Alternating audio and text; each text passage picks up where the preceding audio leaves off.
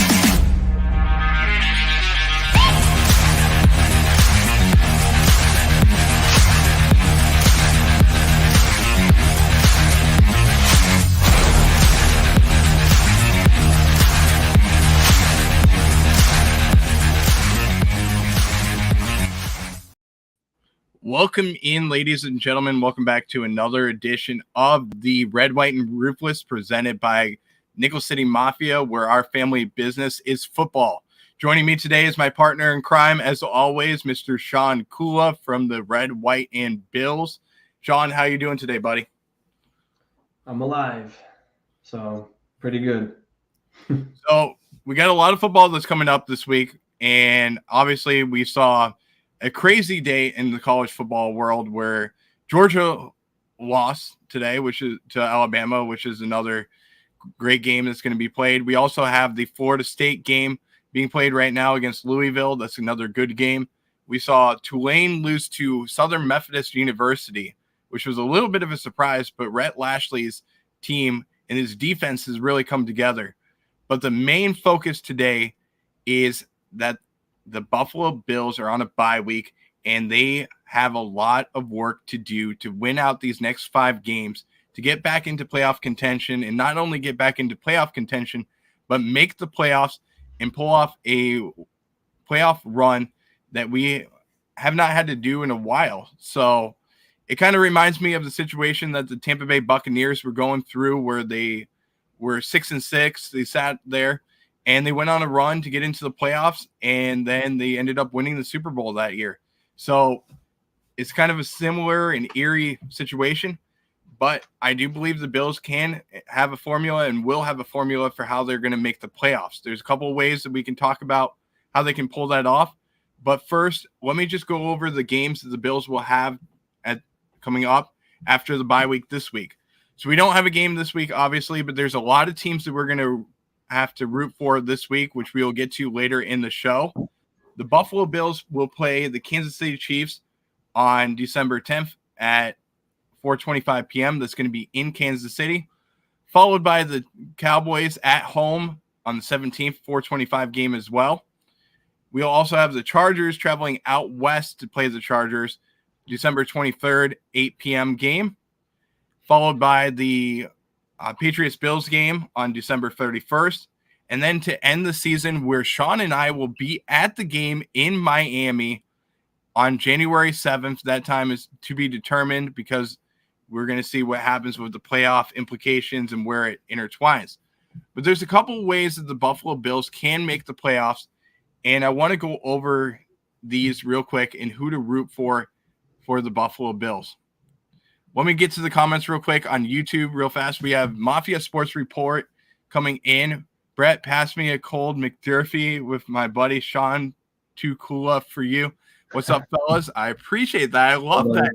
That's actually a really good one, Tommy. I love it. Thank you so much for watching. We appreciate you for always being part of Nickel City Mafia. But let's get into these playoff ramifications for this week, with the Buffalo Bills being on a bye week and who we should root for in these games coming up this weekend. So we have to start the Miami Dolphins at the Washington Commanders, the 8-3 the 8-3 Miami Dolphins against the Washington Commanders. They wish they were 8-3. Those I Commanders. wish they were too, yeah. But who to root for in this game? Obviously, we're going to root for the Commanders in this situation. The Bills have a little bit of a chance of winning the AFC East, but we need the Dolphins to lose a couple of games coming up. Miami has a pretty favorable slate the next 3 weeks, but there is a chance that they could drop the last 3 games that they have in the season. So the Dolphins have the Commanders, Titans, and Jets on their schedule the next 3 weeks. After that, they will have the Cowboys, Ravens, and Bills to end the season. This week's matchup against the Commanders could be the most tricky matchup that they will have so far, going up against Sam Howell, who's been playing some pretty good football for the Commanders. And there's a slim chance, like I said, that the Dolphins can fall apart and we could win the division. But the Dolphins are likely to win this matchup this weekend. But it's any given Sunday in this league, and we could see the Bills pull off a miracle and get the division in the AFC East. That's one area that we would love to see. Then we have the Denver Broncos and the Houston Texans game. And Sean, I know this is one that you're probably wondering why I'm going to say who to root for in this game, but who do you think we should root for in this game? Well, it doesn't. I guess whoever has the harder schedule down the end, because we lost to the Broncos, and then with the Texans, they go to tiebreaker. After conference record, it goes to tiebreaker for mutual opponents. So they'll look at the Bengals. Well, they beat the Bengals. We lost to the Bengals. There you go. There's your tiebreaker. But then if Denver wins, we lost to Denver too. So they would still go to that Bengals game. So I haven't looked at I think the Texans have a harder schedule in the end of the year compared to the Broncos. So I think the Broncos got the Raiders, the Chargers twice, the Texans, and then another team that's not that good. So maybe have the Texans win, but either way, we don't have tiebreakers with either. So I would just look at the harder schedule in the end. So we actually do want the Texans to win. And the reason why we want the Texans to win is because of, in this matchup, it would be best to root for the Texans based off of a loss on Sunday to Houston would drop the Denver Broncos to 3-5 in the conference, the same record that Buffalo holds in the AFC. Denver, of course, has a head-to-head record against the Bills with the win over the Bills. So it's the best matchup is to cheer for the Texans in this situation. Now I'm going to go into the obvious ones that we're going to want to watch, and these are just because of the AFC playoff picture and the wild card situation that we have right now. So the Arizona Cardinals that are 2-10 traveling to the Pittsburgh Steelers 7-4. This one's an easy one for the AFC versus the NFC matchup. Obviously, we're going to want to root for the Cardinals because Pittsburgh currently holds on to one of the wild card spots as the number 5 seed in the AFC. So with a loss to the Arizona Cardinals, it would benefit Buffalo. And that would put them down to 7-5, which would be, if they have one more loss, that would put Buffalo ahead of them, and it would get us into a higher seeding as far as the wild card situation. Now, Sean, I'm going to ask you on this one, and probably, I don't think you're going to be surprised, but we have the Indianapolis Colts at the Tennessee Titans this week, and this one's going to be a fun one to watch, but obviously you know that we're probably going to want to root for the team that's 4-7 in this matchup, but yep. I want to know if you believe that this game could, if the Titans could win this game and why they can win this game. Yeah, well, in our weekly picks, I picked them as my upset of the week. I don't have much faith in Gardner Minshew, and Zach Moss has cooled off a bit, and Jonathan Taylor's out for a couple weeks. I feel like these guys love to play for Vrabel, and even though they're 4-7 and their season's kind of over, I feel like they're still going to battle, and they want to win those division games. So, division games are always tough as well. All it takes is Derrick Henry getting hot. And, it wasn't just a couple weeks ago where DeAndre Hopkins had 3 touchdowns and on 4 catches with Will Levis's first game. So could definitely see something like that. Not the same thing, but I could definitely see the Titans getting some steam here and upsetting the Colts, which would be extremely good because there's 6 teams fighting for the 3 spots, and you want at least 3 of these teams to try to get 8 losses so we can go 10-7. Right. That'd be really good. So, but I can see the Titans. I picked them to win in our weekly picks, so I'm not going to be surprised. What are you looking for?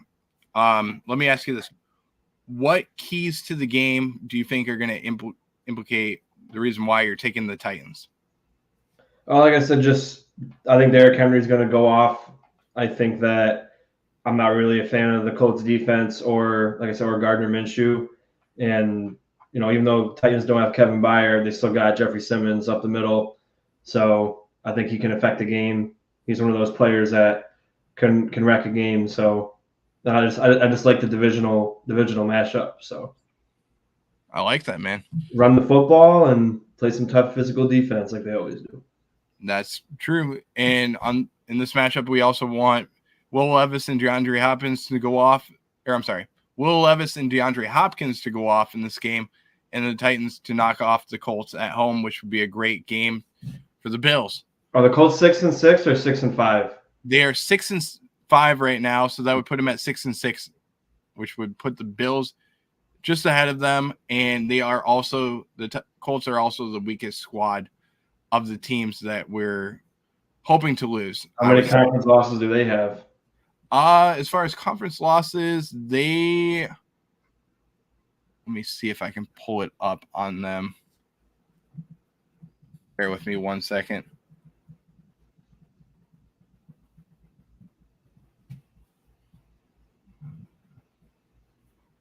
It might take me a second, but let me go to the next one, and I'll have you start talking about this one.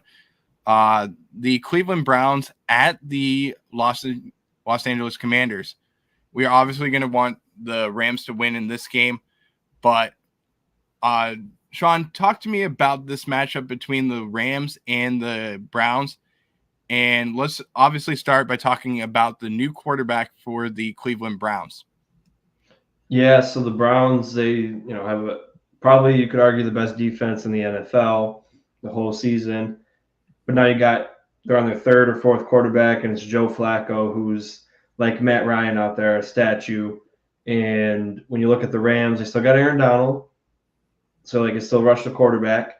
And Cooper Kupp, Puka Nacua, Tutu Atwell, Matt Stafford, Tyler Higbee, who they're not a great team, but they're hanging around there, and they're fighting for a playoff spot at 4-6 in the NFC. If they win this game, they're still very much in it. Now that Browns defense is really good, so it could be a low-scoring affair.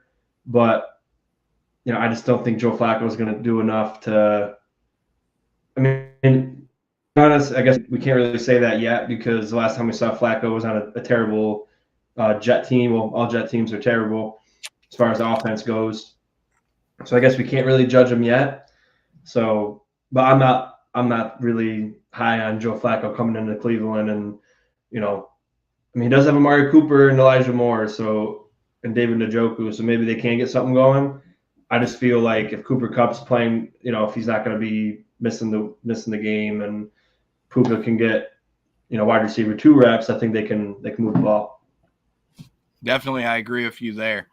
And the other thing that's going to be in the way for the Rams is going to be obviously the Browns defense. They've been playing very well throughout the whole entire season. So it's going to be tough for the Rams to be able to put some points on the board against the Browns defense that's ranked amongst the best in the NFL this season. But let's talk about the next game coming up, and we have the Cincinnati Bengals at the Jacksonville Jaguars. Who to root for in this game is going to be the Jacksonville Jaguars to win, which is a little bit surprising, I know, obviously. But we're obviously going to want the Jaguars to win because they are currently the number 3 seed in the AFC. But this matchup is more about keeping the Bengals from catching up to the Bills in the standings. It seems unlikely for Cincinnati to make a late run this season without Joe Burrow, but a collapse could happen by the Jaguars, which is even more unlikely. The Bills fans should be rooting for Jacksonville to win this week and to send the Bengals down to 5-7 on Monday. So that's going to be the matchup that we're going to have to root for on Monday night this week. Yep. But let's move into the last game for who to root for this week. And we have the Los Angeles Chargers at New England Patriots at 2-9. Sean, this matchup is not really that important, but obviously we want the Patriots to win in this one, which would keep the Chargers from catching up to us, and it would all but end their playoff hopes for this season. So yeah, we would give the Chargers a little bit of hope. So let's root for the Patriots in this game. Yeah, it'd be nice because then, not that I want to get in that way. I don't want to get in by Miami resting starters and the Chargers resting starters or firing people or putting people on IR after they're out. But hey, at this point, I don't really care. I just want to get in. So I wouldn't feel good about getting in that way. But if they can go 4-8 by the time we play them in 2 weeks, it could be 4-10. It could be 5-9, and they're done. So right, it might be a little bit easier for us to stay focused and be like, okay, they're done. They're going to try to spoil our time, so let's just take care of business. So, yeah, I completely agree with you there. And obviously we want to get into the playoffs because we feel that we are probably amongst the teams that are in the wild card contenders. I would say the Buffalo is the most dangerous team. And I don't know if you would agree with that, Sean, but I mean, I strongly believe that if we get into the playoffs, that we can make a deep run just because we've been there, done that. And, we have the team that can come together, and we haven't played our best football yet this season. So we can play our best football in December and January. I would be totally okay with that. yeah. But let's get into our next topic that we're going to talk about, which is going to be, because we're on a bye week, we are going to grade each and every position for the Buffalo Bills. So far, I know we're past the midseason point, but let's give an overall grade from each position along with the coaching staff from the Buffalo Bills. So let's start with the defensive side of the ball, and let's start with the defensive ends, Sean. And I would love for you to start off this segment on which grade you would give the defensive ends for the Buffalo Bills. I'll give them a B. So give me your reason why too. Well, I feel like a lot of our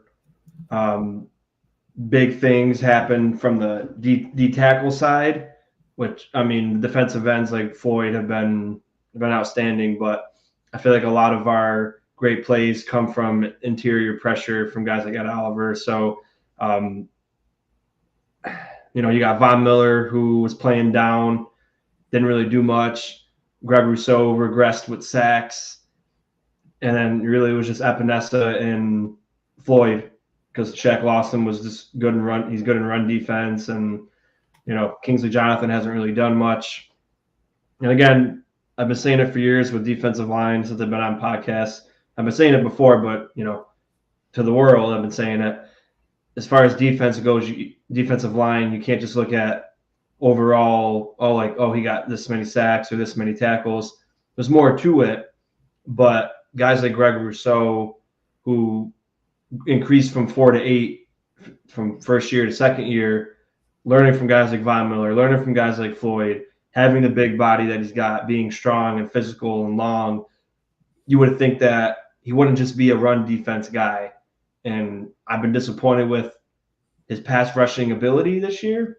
But, I mean, overall, I think they've done a pretty solid job.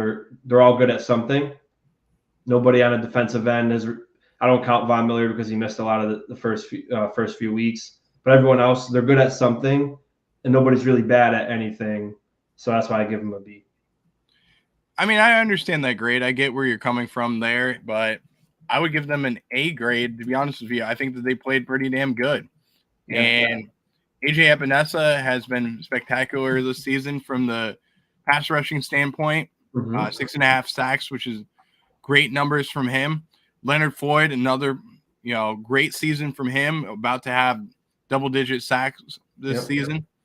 So that's another good standpoint. 30 tackles overall from AJ Epinesa this season, which is pretty good stand. Shaq Lawson's been the only one that's kind of, I would say, been the player that I am a little bit surprised he hasn't played a little better, to be honest with you. He's done some good things, but you just haven't heard his name called. That's the biggest thing. But Leonard Floyd, AJ Epinesa have done great. Greg Rousseau, yeah, I agree. I feel like this is the season where he's kind of taken a step down, and I wanted him to. I was really hoping that with having a guy like Leonard Floyd or even a healthy Von Miller would take his game and bring it to the next level. Because you've seen guys along the defensive line step up, and we'll get into those names in the next group that we're going to mention. But there's some other guys that have stepped up a lot this year too, as well. But let's get into the defensive tackles, and I'll let you begin, Sean, and give your grade on the defensive tackle group as a whole. As a whole, they're going to be a C because Jordan Phillips, Tim Settle, they're ranked near the bottom of defensive tackles. And, with Daquan Jones out, you just got Linval Joseph, who's decent. Ed Oliver's playing. I'm going to make a video on it probably within the next day or two about Ed Oliver being an all-pro this year. I've been defending, for the last couple of years, I've been messaging the group chat, like, why do people always shit on Ed Oliver? Like, all they do is look at sacks for him. He's literally one of the best D tackles in the NFL. And now he's finally showing it. Not because you guys are saying it, but like people out. Oh yeah, I agree. But now like everybody's finally starting to realize what I've been saying since we drafted him, and I'm gonna make a whole video on it anyway. But he's been playing like all pro. But then Jordan Phillips has kind of been disappointment. Tim Settle is always disappointing. Poona Ford's not getting any time, which is disappointing. And Linval Joseph wasn't brought in to be a superstar. So because of all that, I bring them down to a C. But Ed Oliver's if it wasn't for Ed Oliver, they'd be an F.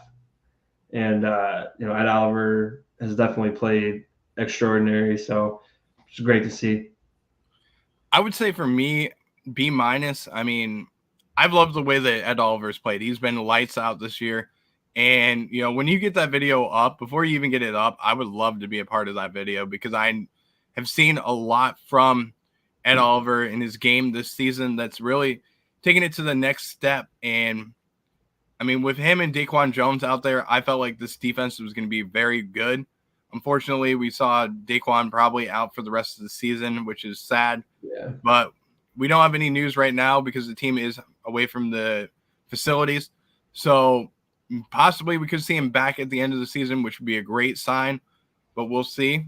But we did bring in Linval Joseph. I loved the signing of Linval Joseph and what he did last week in filling in the middle of the field, especially in the run game. He did a phenomenal job, and he also did a good job against the Cincinnati Bengals. As far as Tim Settle and Jordan Phillips go, I completely agree with what you're saying. I was a little surprised bringing back Jordan Phillips this season. I feel like he's played okay at times, but his game has definitely taken a step down. He's not the same player that he once was. And I hate being negative on guys because I really like, all the players that we have on the team. And I don't want to say anything bad about them, but their game is definitely taking a step down. So it's just a matter of next season, we're going to have to, redevelop and strengthen this defensive line again. So that's probably going to have to happen in the draft a little bit, but we're also going to have to make free agent moves to be able to fill these roles. And we don't have a lot of cap this offseason. I know I mentioned that we will have some cap. I think there's some moves that we can make to bring some cap in. So don't be surprised. Obviously, I think Buffalo is going to find a way to make this team a lot better by moving some players around. And obviously, there's cap casualties and stuff like that we're going to see. So for me, I'm going to say B- though for this group, and they definitely are going to want to probably get younger at this position next season. Yep. So let's go into the linebackers side of it, and I'd like to know from you, Sean, your grade for the linebackers, and let's begin with the Terrell Bernard, and as well as having I can't even think of his name now, but Terrell Bernard and Tyrell Dodson out there, and then just their grade, and then give me a grade for the whole entire group. Yeah, well, I'll say when it was Milano and Bernard, it was an A+ for sure. Bernard's definitely, he's another guy you could argue is playing like an all-pro. If you compare numbers for a guy who's an actual all-pro every year, Fred Warner, they're basically identical. And, Bernard definitely won't get any recognition because he's from Buffalo and because he's Terrell Bernard. But he's been playing lights out. He's always around the football. He's got like 3 interceptions, 3 fumble recoveries, so he's always involved in something. He's fast, he's athletic, he's strong.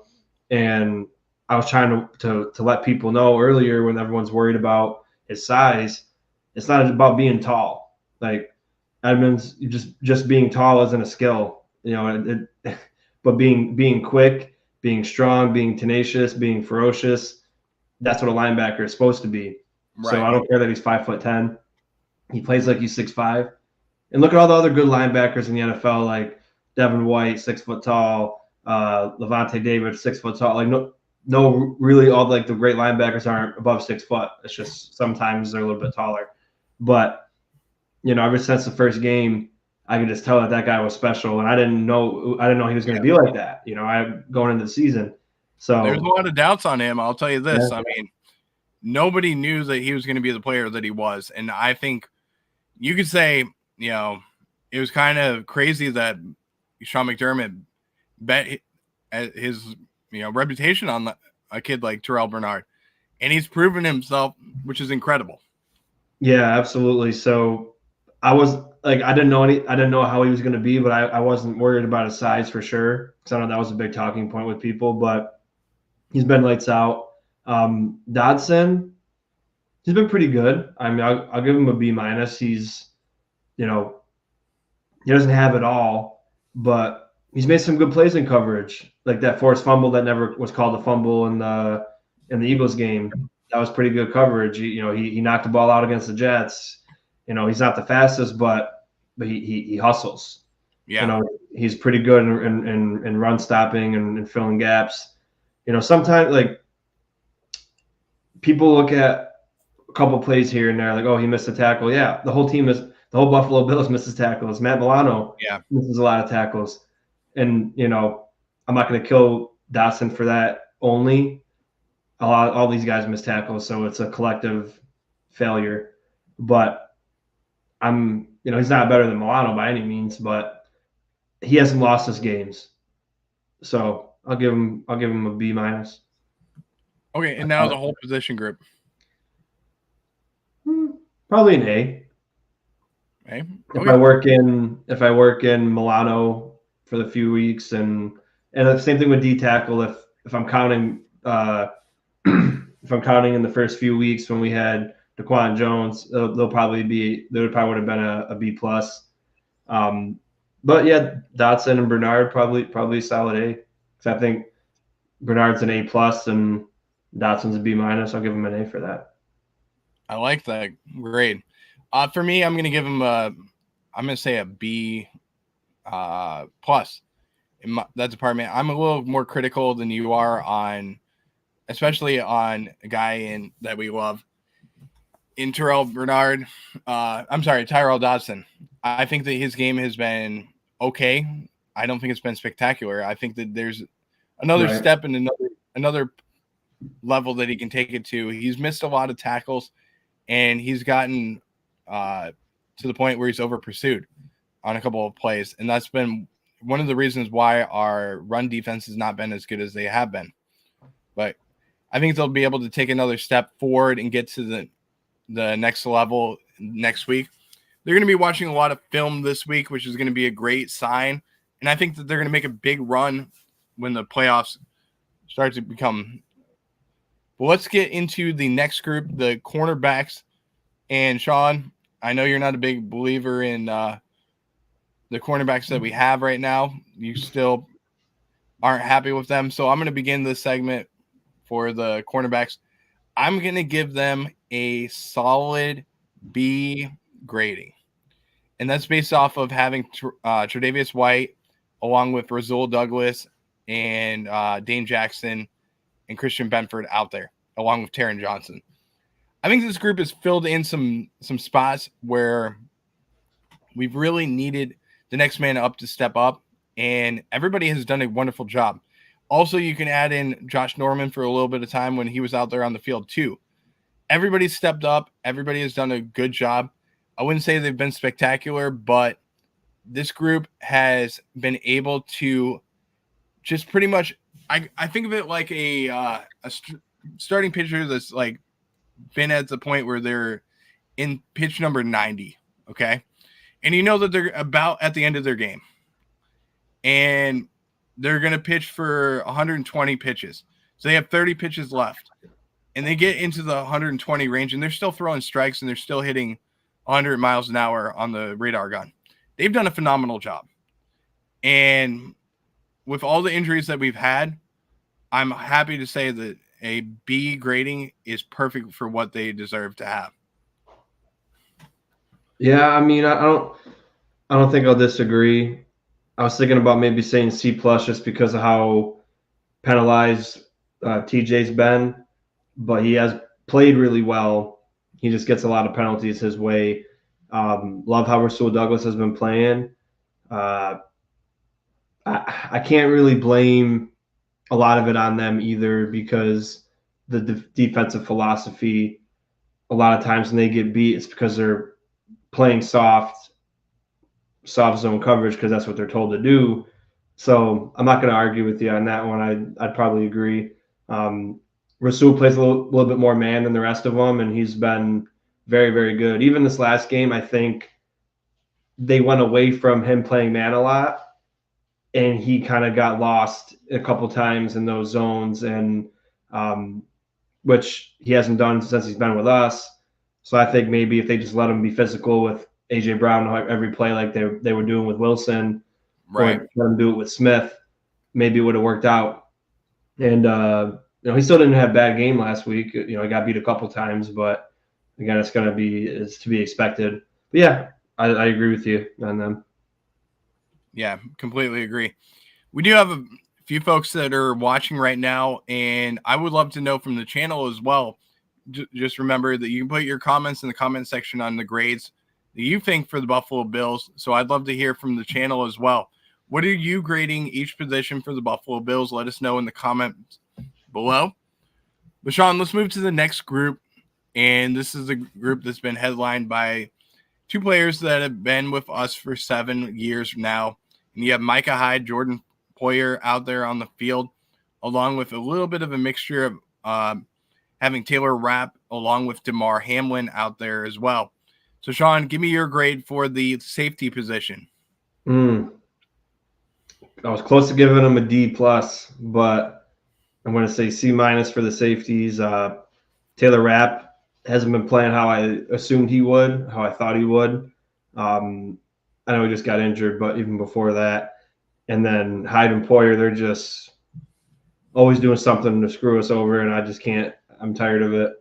Again, don't know how much I could blame on them because they're not choosing to be one-on-one with elite wide receivers when they don't have much speed to begin with, and they're old. So, I mean, that's really McDermott's idea to put them on guys like Calvin Ridley or Devonta Smith or Zacchaeus. So, that Zacchaeus play, just keep watching that over and over again. Both your field generals who have been on this team for 8 years and who are great, have great instincts and are great safeties. There's no way they should have given up that touchdown.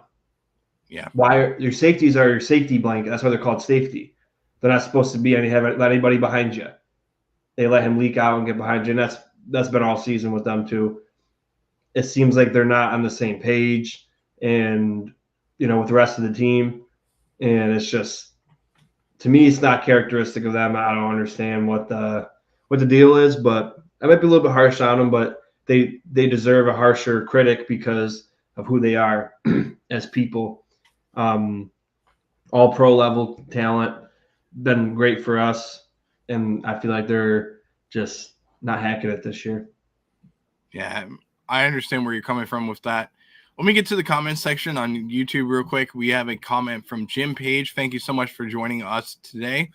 And Jim said, your next 5 games, I'm only giving you the 1 loss to the Cowboys. And that very well could be the case. If we go 4-1, 4-2, or I'm sorry, 4-1 or 5-0, that probably is going to put us in the playoffs.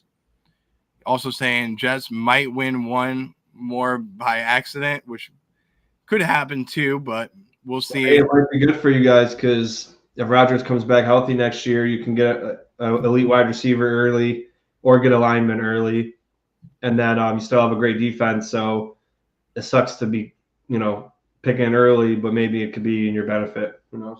Very well could be. But let's get to the special teams group now. And I want to save the offense for last, which has been the group that I think we need to talk about the most on the show. But let's get to the special teams group, and let's grade them as a individual grade to start off. And let's start with the punter position and start with Sam Martin.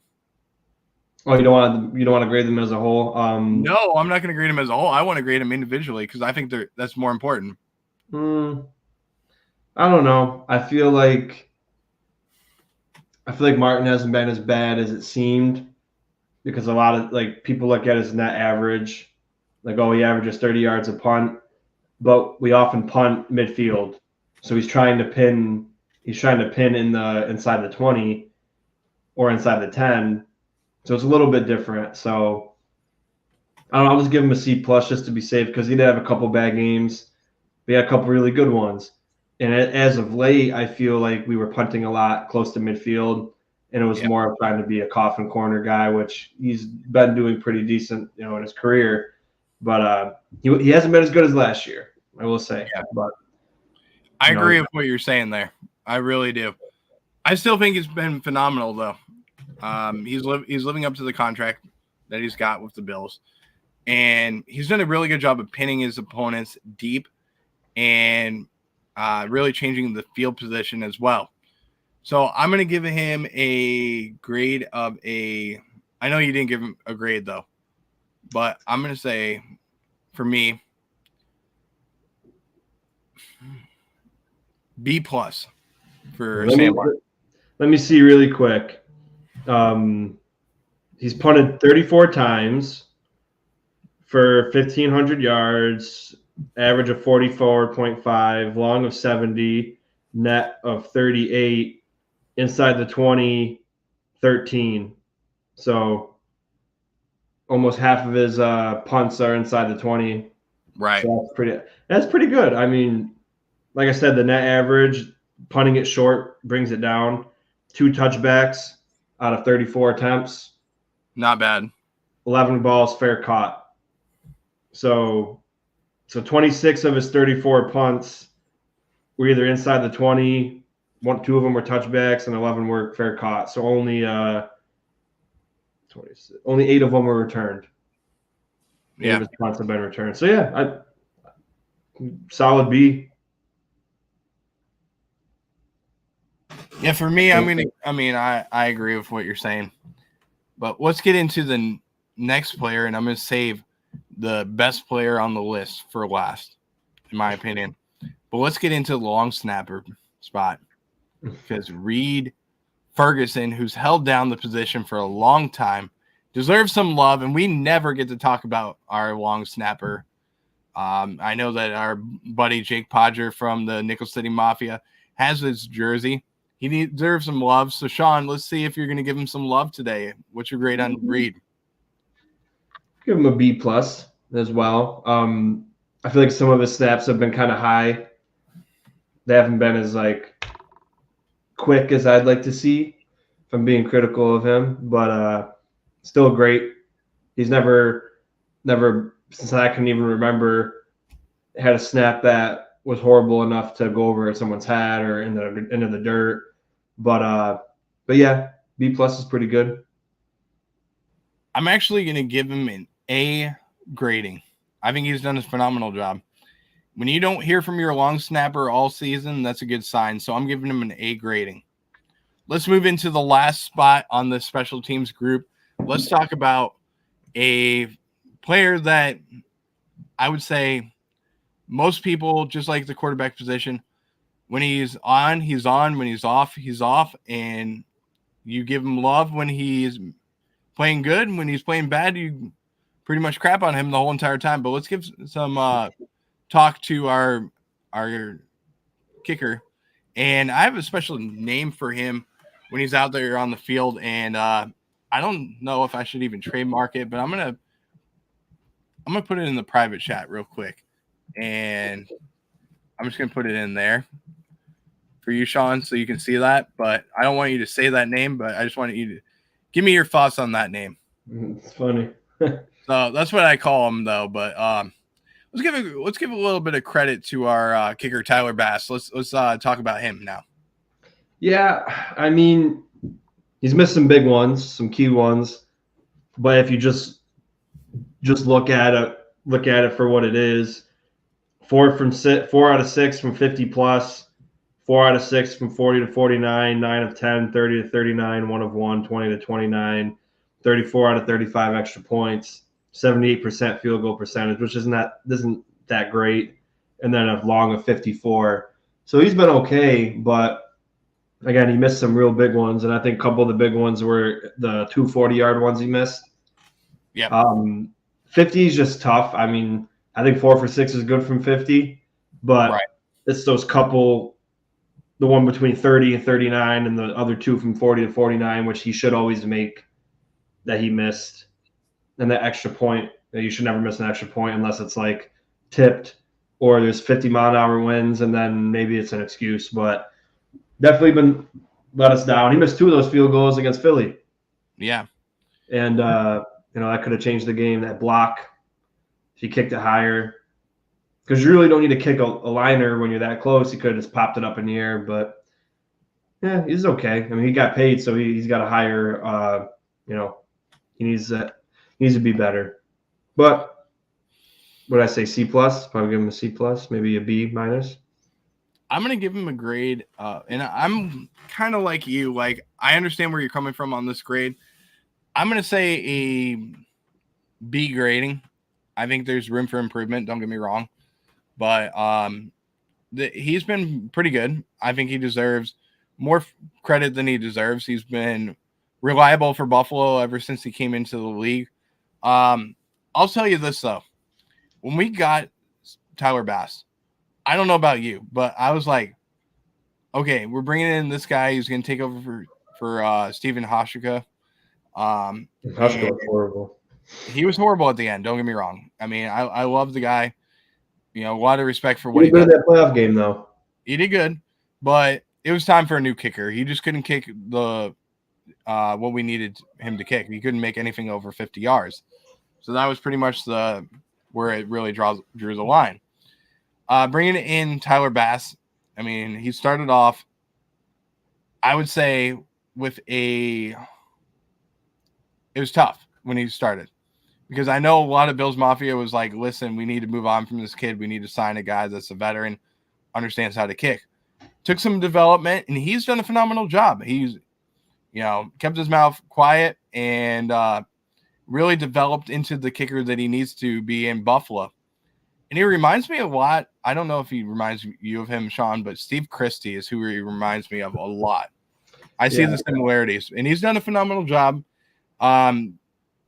Still room for improvement, though, for Tyler Bass. Yeah, I loved Bass. I still do. I love him since we got him. He's a great kicker, but when a couple of your misses are big moments, that's when it's just like kind of hard because kicking is difficult, trust me, but that's your thing. You get paid to kick, and you're in Buffalo to kick in bad weather, rain, snow, wind, and you missed a couple in Philly. when a guy's kicking a 59-yarder in the same condition, Yeah. It's a little bit frustrating. But overall, as a career, I think he's been outstanding, and we're gonna have a good kicker for a long time. And like I said, just a couple misses, but we need you there. Yeah. And if you look back to the early 2000s to now, and the kickers that we've had, and let's even go back to the 1990s, having Scott Norwood, Steve Christie, even Ryan Lindell for the longest time that we had him, and Brian Moorman, add in Dan Carpenter, Stephen Hoshka, go into Tyler Bass.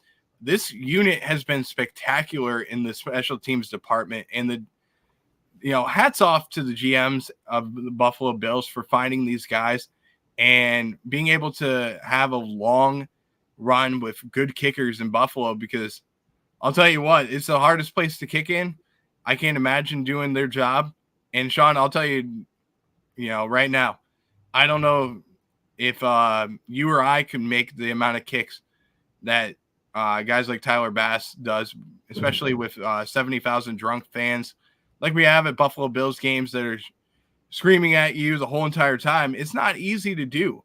So hats off to them. Tough. It's long snapping, kicking. It's very detailed and tough. So let's give a lot more credit to the players there than they deserve. So as a unit, though, like coverage and kick return and kick off, as a unit, they've been horrible. But that's going to the coaching staffs, though. Yeah. So we'll get to that later on. But let's get to the offensive side of the ball, and I'm going to start with the offensive line, because the battle of the trenches is the most important battle that you have out there. So let's start with our offensive tackles. And Sean, give me your grade for Dion Dawkins and Spencer Brown. Well, as a unit, they're all A+.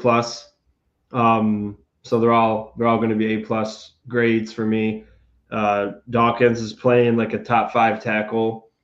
Spencer Brown, the amount of improvement he made from last year to this year. And again, I don't talk about injury. Like, it's a normal thing to bring up, like, oh, he had that back injury.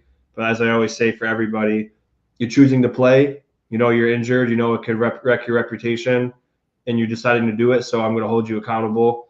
And, I had to dog him and drag him for well-deserved for the last couple of years. But, I always said I want to be the person to eat my words about him. And he's not a top 10 tackle by any means, but significant improvement. He's going to be the most improved player on this team from last year to this year by far. And, just loving what he's doing. And, he gets beat once in a while still. But, I think by end of next year, I think he could be what we hope he can be. But, yeah, overall, the tackles, I'll give them an A. Because I'm completely in agreement with you. A+. Sorry about that. No worries. I definitely say an A for the grade on them. I think that they've been spectacular. Spencer Brown's taken a big step forward. And Dion Dawkins, like you said, I mean, he's playing at a Pro Bowl level. So A grade for me. Let's move into the guard position. And Sean, I'm going to let you start off real quick. And then I'm going to take myself off camera real quick. And I'm going to go take a little bit of a break real fast. But I'm going to give you the floor and let you start and give your grade on the guard position. Okay. Well, the guards also A+.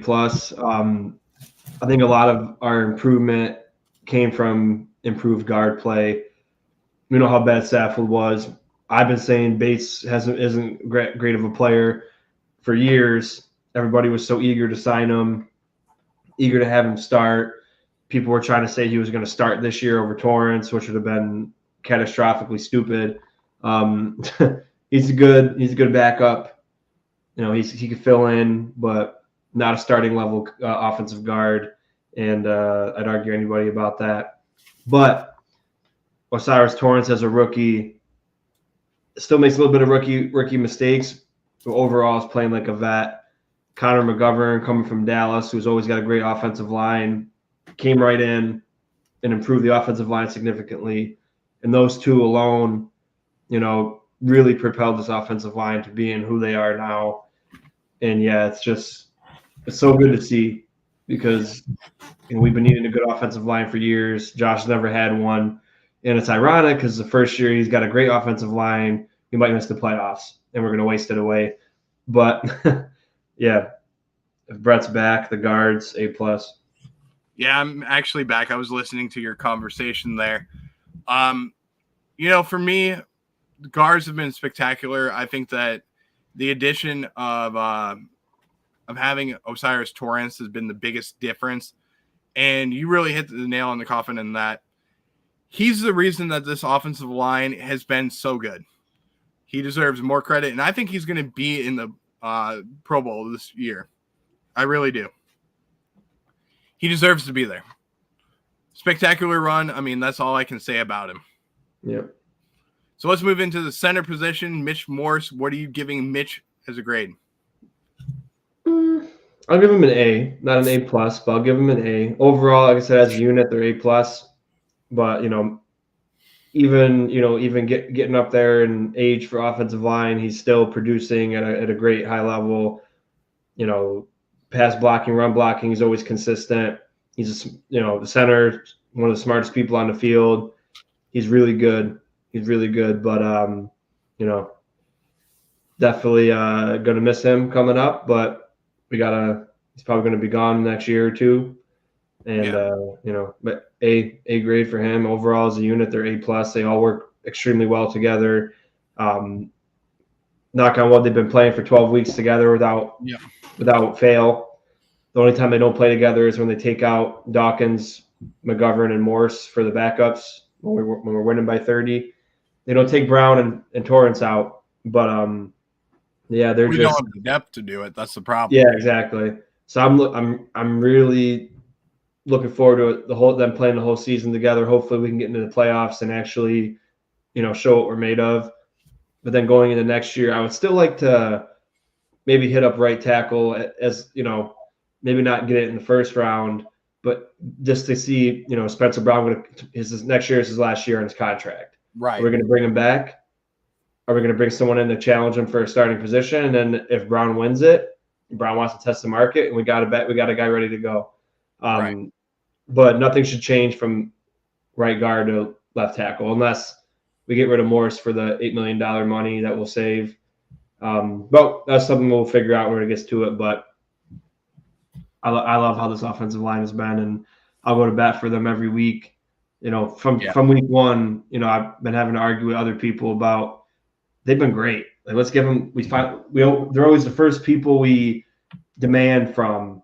Right. Oh, we've got to step up. We got to protect Josh. We got to run the football. But then when things go well, they're always the last people mentioned in everything. Like, oh, Josh balled out today. James Cook ran amok. Gabe Davis and Stephon Diggs were incredible. But let's not forget why it all happened. The offensive line, you can't do nothing without an O-line. And they should always be the first people we talk about. Definitely. Anything we talk about is the offensive line. So A+ for me. They've been a top unit all year. In my opinion, easily top 10. I know PFF doesn't see them as that because they're really harsh for grading for some reason. Yep. If they don't like you, they don't like you. Because, again, I did the film breakdown of it. They gave Torrance a 12 versus the Jets pass blocking grade. And I think he only lost 2 or 3 reps out of the whole game. Wow. And for pass blocking. So I don't know where they got 12 from. So that's why I always say just look at it for what it is for the grade, and then watch the tape over. Go to other people's channels that have all 22 like I do and watch because they've been outstanding. Definitely top 10. Yeah, definitely. I think that the group has been spectacular, to be honest with you. And for me, I'm going to give Mitch Morse a grade of A+. I still think that there's a little room for improvement. The penalties have been one of the issues, but I still think that the chemistry between him and Josh Allen is spectacular. I haven't seen any fumbles this year from Mitch Morse on the snaps, and he does a good job of getting the offensive line in rhythm, and he's the one that's calling the cadences out there and what type of alignment that the offensive line should be in. So I'm going to give him an A+. I think that, like you said, I mean, it's going to be sad to see him go, whether that's going to be next season because of the salary cap implications that we have. Could very well be, but I think Buffalo loves Mitch Morse. I wouldn't be surprised if they keep him around longer and maybe he signs a contract extension to end his career as a Buffalo Bill. Yeah. Oh, one thing I forgot to mention about the O-line. Guess where they rank in sacks allowed? First. Well, 31st, which 31st, means only one other team has allowed less sacks. So, what team is that? I don't remember. All I remember was that they're 31st. I have to check again. No worries.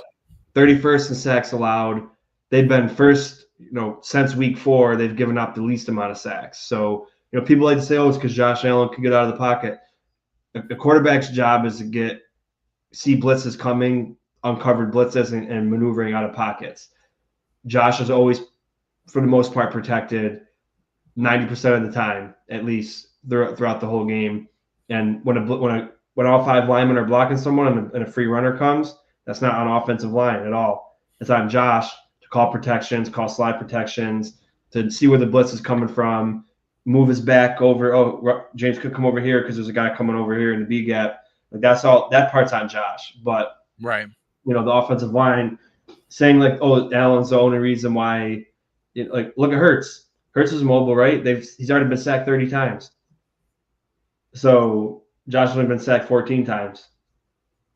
And Hurts is mobile just like Josh is. So it's not just because Josh gets out of the way. It's because he's been getting plenty of time and the offensive line has been fighting their ass off all year. So, yeah, that's a massive improvement from last year.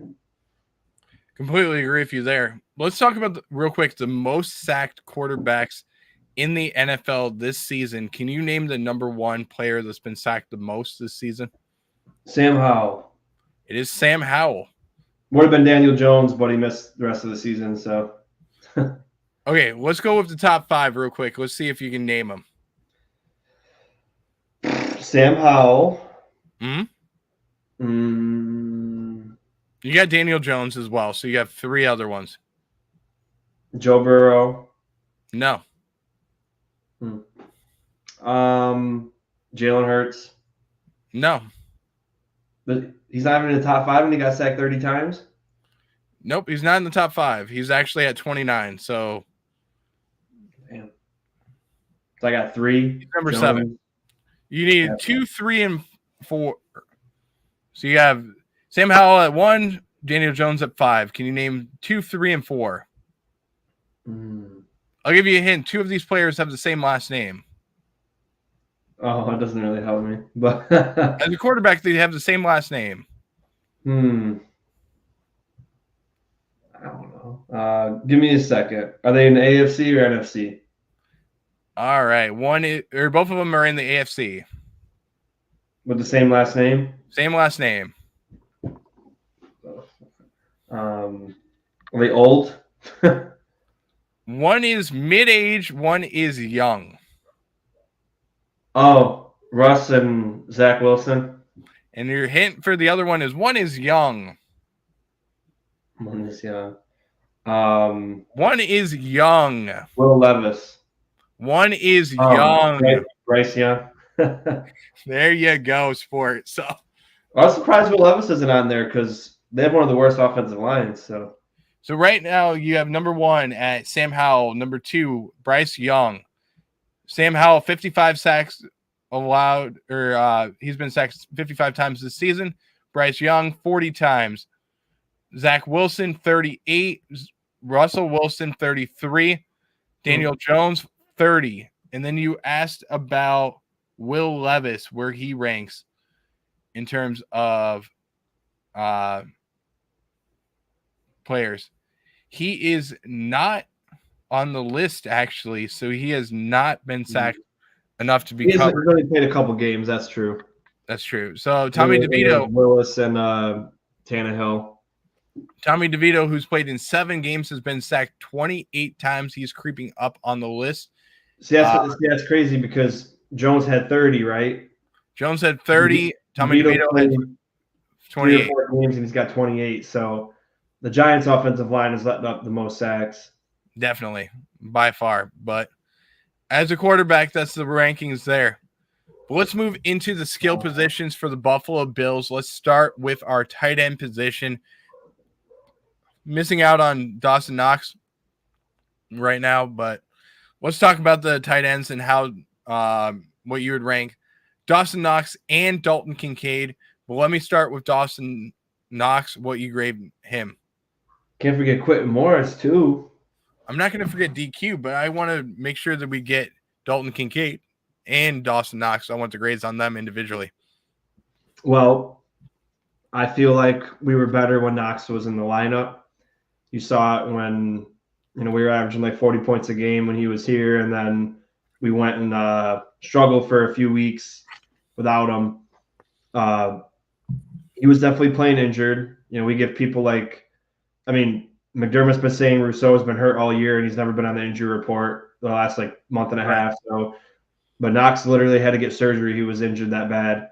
And he dropped a couple balls, and we all get pissed off. But this dude was trying to play. He probably should have just stopped playing when it first initially happened. And he maybe not would have been on IR. So he's great. I love Knox.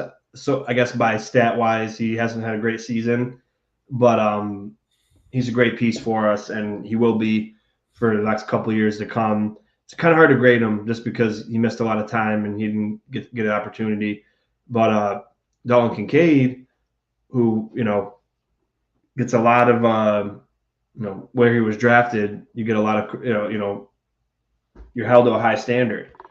And we were talking in the offseason, like what's good, what should we expect from him? And I think Jake said he's got to get at least like 40 catches or whatever. I said maybe he's got to get like 60 plus at least because he has a first round pick. And you guys were trying to give him a little bit of time, like don't be so hard on the kid. But I'm always unfairly hard on young guys, especially when you're drafted that early. But so he's already caught real quick. He's already caught this season. He's already caught 56 receptions for 456 catches. Yep, already has 56 catches, 474 yards, 2 touchdowns this season. On pace to have 79 catches for 672 yards, 3 touchdowns this season. Yeah, he's got to get more yards, but like I always said, as long as the catches matter, that's all that really matters. And I'll give him an A. He's been great. He's been even decent in blocking when he hasn't been a good blocker in his career. Makes great catches. He had a drop last week, but it was high and it was rainy, so I get it. Yeah, he got cracked earlier in the year in the head and he dropped it. So he's been as advertised. Great route technician, great hands, great player. So I've been extremely impressed and pleased with Dalton Kincaid. And if we can get a true wide receiver 2, Diggs and Kincaid, true wide receiver 2, Khalil Shakir, that's all we need, and we'll be pretty solid.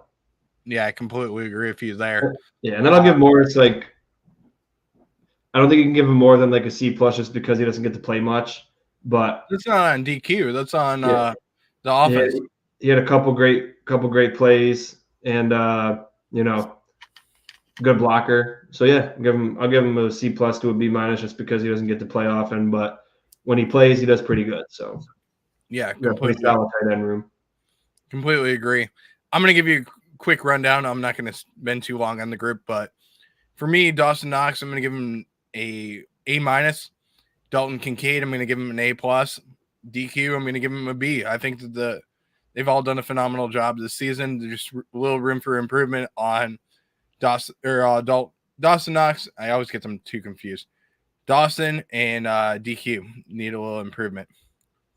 Let's move into the wide receiver group. And Sean, I'd love to know from you your grade on the whole entire wide receiver group. C plus. Okay. Stephon Diggs, obviously on his own, he's an A plus. Gabe Davis is too inconsistent. Hardy and Sherfield, irrelevant. And Shakir's pretty good.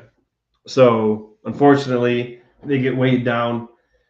And I knew Hardy and Sherfield weren't going to be a big piece to our offense in the offseason because you just look at all the people we got in our team.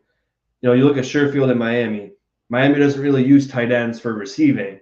So it was Tyreek Hill, Jalen Waddle, Trent Sherfield. He was the third best. He was actually the third best receiver on that team, and he was used like it. Hardy missed like a whole year of football. We overpaid him by a wide margin, and his best season was 500 receiving yards, and he got 205 of those in one game in a 17 game season. So he's got talent, but I knew that they weren't going to really be a focal piece to us, and we all got sold on it, and I ended up falling for it too because I heard everybody talk about it, so I just gave in and believed in it. And I'm not surprised though how it turned out with those two. So that being said, got to be a C plus because it's just not where it needs to be. We don't have a true number two, consistent number two. Diggs is great, and then Shakir doesn't get much play, but when he does, he makes big plays. So C plus, maybe a B minus, but just to be critical of my team, I'll give him a C plus. So just remember this, Sean, real quick. I'm pulling up the contracts stats for Deontay Hardy, and I just want to pull them up real quick because I think it's important. So right now he's playing in his age 26 season, and he has a base salary of $2 million, $1.375 million signing bonus, 200. So his cap hit is $3.745 million. Next season he will have a base salary of $2.625 million. He will also have a cap hit of $5.365 million, and his dead cap hit is $1,375,000. So you could potentially release him and save about $4 million. Yeah, I mean, I still might keep him, but I think as a fan base, we have to understand like what he actually is, and Right. not really get overhyped for him. And then you got to think about it. If say Davis is consistent, which he isn't, you got Diggs, you got Davis, you got Kincaid, you got Knox, you got Cook, you got Shakir. Those are all guys I'd rather have the football, and I'm sure everyone else would over Hardy and Sherfield. Right. And that's not no knock on them. Sherfield's a great blocker, but we use our running backs a lot, so Cook is important. Right. We use our tight end a lot, so Kincaid and Knox are important. So they're just going to be, they're not going to get much playing time. When they do, they're not going to be the ones you want to target. Just remember this, though, Sean, okay? And this is a good point for every Bills fan out there. Everybody looks at the way that the contracts are brought up, okay? And everybody says Deontay Hardy signed a 2-year, $9.5 million contract, which is a lot of money, okay? That's $4.75 million a year. Now, Sean, you're probably thinking, why would you ever do that? You're shaking your head doing that. I'm watching your body language. I see the same thing you see. Okay? The Bills can get out of that contract, okay?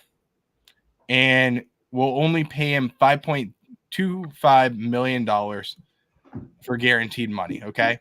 Which makes it $2.625 million, okay?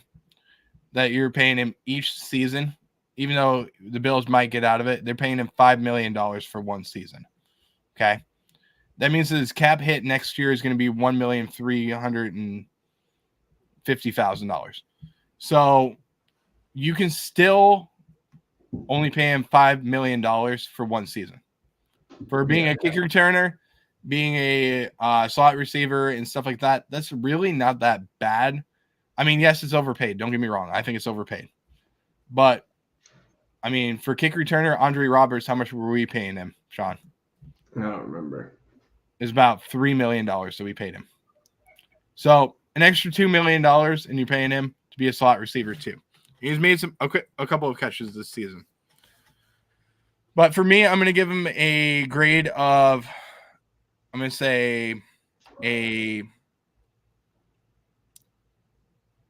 B plus from the wide receiver room. There's room for improvement. Gabe Davis has been inconsistent, like you said. I think that Stephon Diggs has been great. Khalil Shakir has been great. We've seen a little bit of a splash from Deontay Hardy at times, but I really want to see that next man up mentality, and I want to see Andy Isabella get his turn in the wide receiver room. That's the next player I'd like to see up there as well. But Sean, let's get into the running backs position. And I know you love talking about this group, and we'll save quarterback for last. But running back room, we have James Cook, Latavius Murray. Haven't seen Leonard Fournette yet, Ty Johnson, as well as I'm forgetting one player, and I'm trying to remember who I'm forgetting. We had Damian Harris as well. So give me the group and give me your grade on each player. Actually, the group as a whole. I'll give him a B plus just because when you look at running back, it's not just about running or catching; it's pass blocking as well.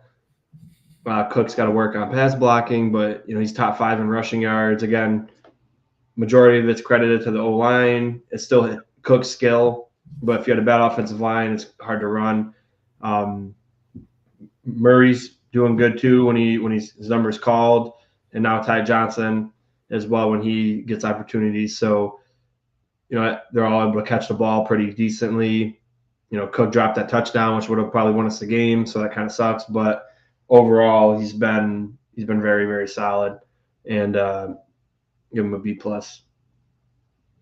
The team, the running back unit. Completely understand. I was just letting you finish that sentence real quick. But let's go over the group as a whole, okay? We haven't done Reggie Gillum as well. So you can throw him in there. He's good. We give him love. So you're saying B plus for the group. Let's add him in as well. James Cook, I gotta say, has been spectacular this season. I think he's been very good in the run game. He is gonna obviously be over 1,000 yards this season, which I'm glad. Yeah, it's pretty cool. I think he'll make it by far. He's currently at, let me see where he's at, 731 yards overall this season, but I would not be surprised if he hits the 1,100 mark for the season. Then you add in Latavius Murray, who he's been okay for me. I'm not, loving him, but he's done a good job. He's at 280 yards as well, 70 carries so far this season, 4 average right now. So that's pretty good numbers. You add in Ty Johnson, who has been, hasn't really done anything. He's only had 10 carries, 32 yards so far this season. Well, I will say though, he had at least three runs that were over 10 yards called back from penalties. So sucks for him. Sucks for him, but yeah. I agree. I 100% agree with you, Sean. For him, I would say, he's done a good job in the kick return department. He's done his job as a number 3 running back. It's just move the chains. That's all you have to do. I just feel bad for him because, he should have a couple more good runs, but something always happens when he touches the ball. Right. Now, my player that I'm most disappointed with is Leonard Fournette. And I don't put the blame on him. I put the blame on the coaching staff. Put the man on the field. Let's just put him on the field and let's see what he has. I think that this game against Kansas City is going to be the game that we're going to have him activated for sure. We need to see another running back out there on the field, one that can be a bulldozer and go up the field and make big plays. And I think that comes down to Leonard Fournette. So we'll see him out there on the field this week. But I'm disappointed. I'm disappointed because we haven't seen him on the field yet, and I put that on the coaching staff. I agree. Reggie Gillum has been spectacular this season. Another great season from him. And look at what he's done in the special teams department. 2 big plays last a couple weeks ago. And, I have the video on my Instagram page real quick. I put it on there and said, who misses Bills football? So, for me, they've done a spectacular job. I'm glad with Reggie Gillum. And he's been a little bit of a quiet man on the offensive side of the ball, but I'm a little surprised we haven't used him any more than we have. So we need to use him a little bit more. But, Sean, let's move on to the group that we absolutely love talking about. We're at the hour and 15 mark right now.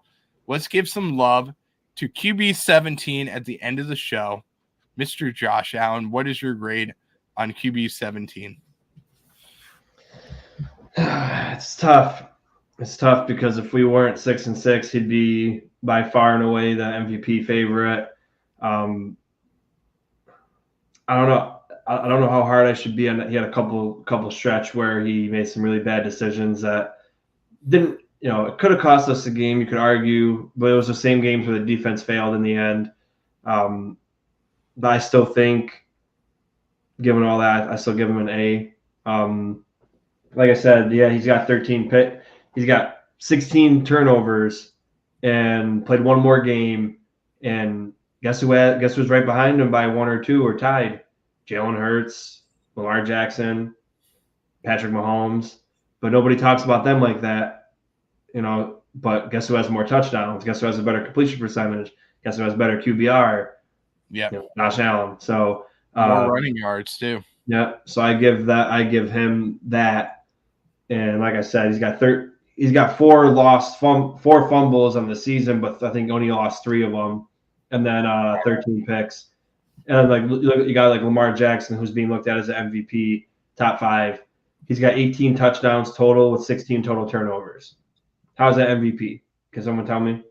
I don't know how that's an MVP, but like I said, Jalen Hurts. He's got less touchdowns. He's got less touchdowns than Dak Prescott. He's got less touchdowns than Josh Allen. But because they're 10-1, he's the MVP. So, like I said, if we weren't 6-6, if we were 8-3 or 9-2 or whatever, he'd be the MVP, regardless of his interceptions. Because, like I said, you look at the other guys. Patrick Mahomes has 9 picks and a couple lost fumbles in one last game. Same thing with Jalen Hurts. I think if the graphics set on the TV, they both had 15 turnovers before the game. So Hurts should have more turnovers as of right now, but I think they must have got that wrong because I think he only has one. I think he has 2 less than Josh, but he's also played one less game. But yeah, I give him an A.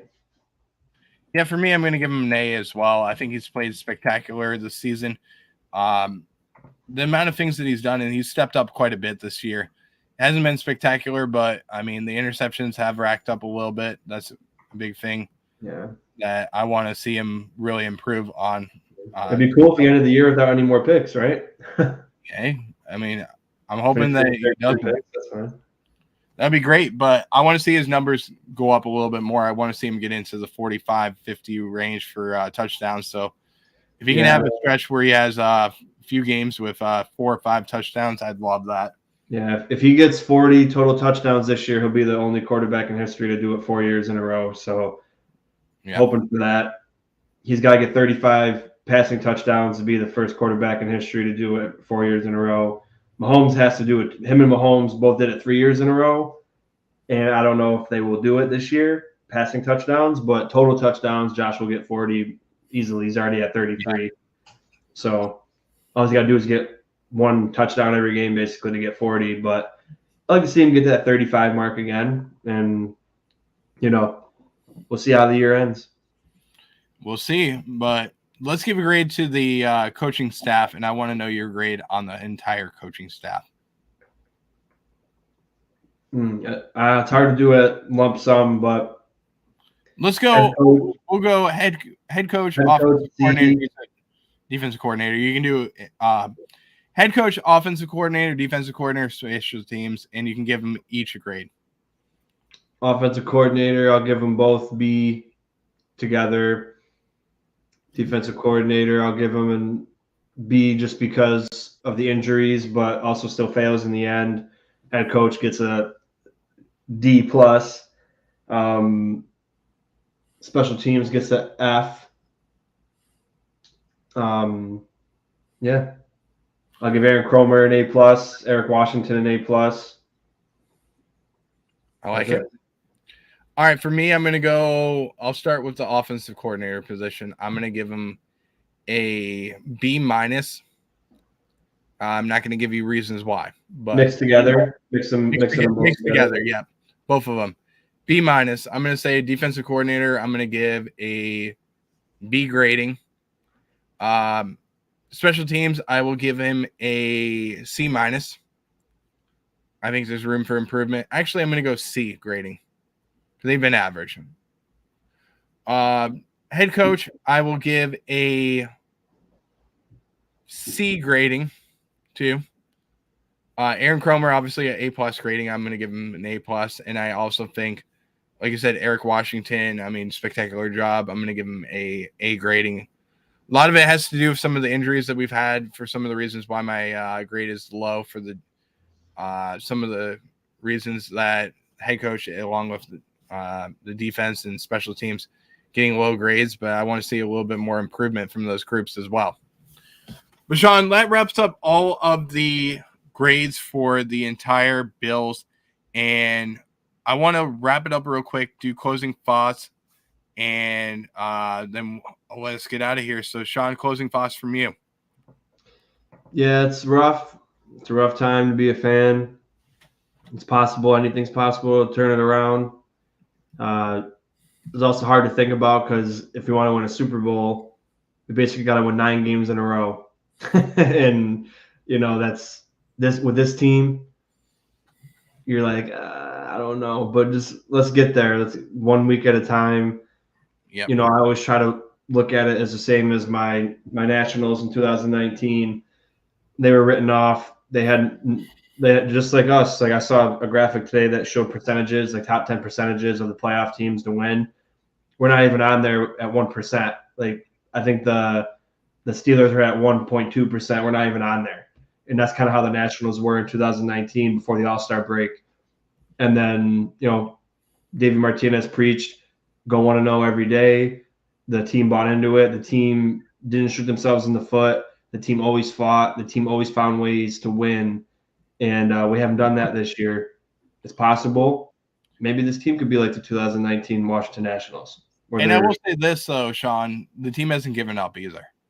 I mean, yeah. if you look back to that Philadelphia game, they gave they gave everything. They played their asses off. Let's put it that way.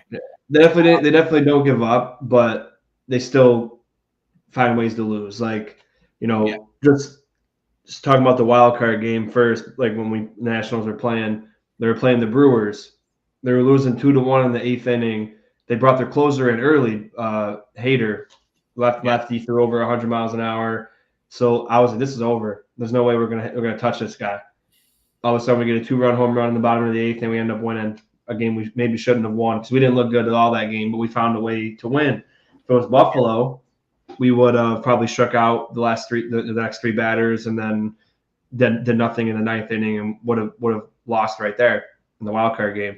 So this team doesn't give up, but they got to find the ways to win. They can't find the ways to lose, and we have the team to do it, even with the injuries on defense.